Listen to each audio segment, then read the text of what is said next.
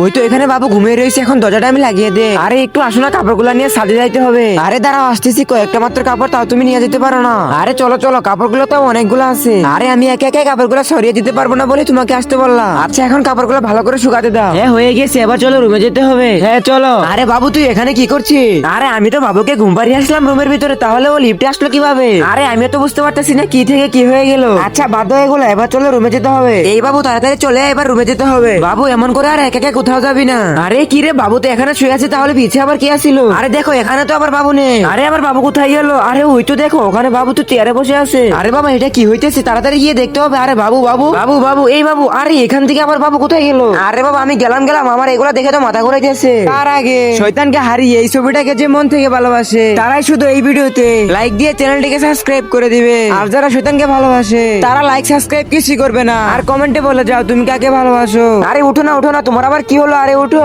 এই কি হয়েছে? আরে বাবা এটা কি হলো? এটা মনে হয় দুঃস্বপ্ন ছিল।